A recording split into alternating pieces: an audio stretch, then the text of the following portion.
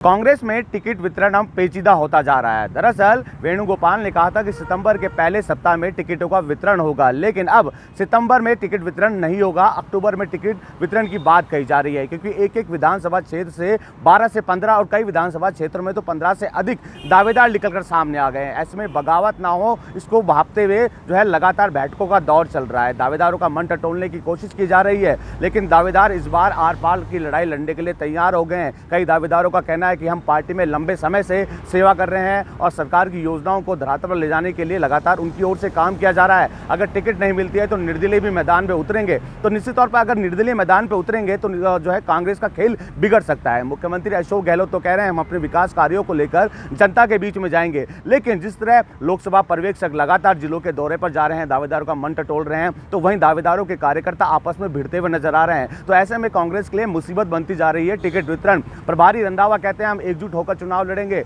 वेणुगोपाल भी कहता है हम एकजुट होकर चुनाव लड़ेंगे, लेकिन जिस तरह दावेदारों की संख्या बढ़ी है, निश्चित तौर पर कांग्रेस के लिए मुसीबत खड़ी होती जा रही है। पहले नेताओं के बयानों को लेकर लगातार कांग्रेस सरकार घिरती हुई नजर आ रही थी। इसके बाद जिस तरह प्रभारी सुखजिंदर रंधावा ने कहा कि हम एकजुट हैं, लेकिन एकजुटता दिखी नहीं। लगातार बयानबाजी का दौर चला, बयानबाजी का दौर तो थम गया, लेकिन अब टिकट वितरण पेचीदा होता जा रहा है। टिकट वितरण में कुछ दावेदार को टिकट मिलेगी, इसको लेकर संशय बरकरार है। हालांकि दावेदार अपने अपने क्षेत्र में अपना दमखम दिखाने में लगे हैं, जनता का मन टटोलने की कोशिश की जा रही है। कांग्रेस के विकास कार्यों को जनता के बीच ले जाने की बात कही जा रही है, लेकिन जिस तरह के हालात बने हुए हैं कांग्रेस में, दावेदारों की संख्या 200 विधानसभा क्षेत्रों में 2000 के पार पहुंच गई है। यूं कहें कि 2000 से अधिक दावेदार पूरी तरह से मैदान में उतरने के लिए तैयार हो गए हैं। एक एक विधानसभा क्षेत्र में जिस तरह दावेदारों की संख्या बढ़ी है, निश्चित तौर पर कांग्रेस के लिए टिकट वितरण मुश्किल होता जा रहा है। एक तरफ कांग्रेस कह रही है हम एकजुटता के साथ मैदान में उतरेंगे, लेकिन मैदान में किस तरह उतरेंगे? अगर जो दावेदार है एक एक विधानसभा क्षेत्र में टिकट तो किसी एक को मिलेगा,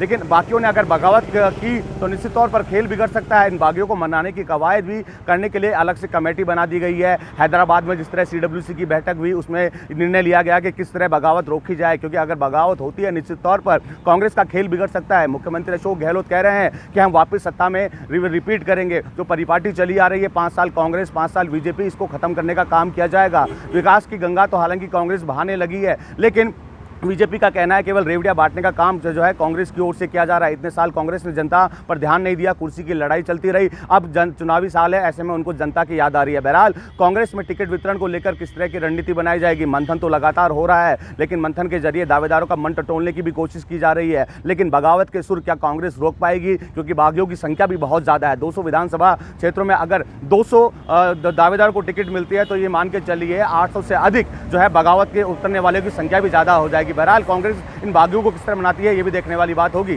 वसंत पांडे, TV9 जयपुर।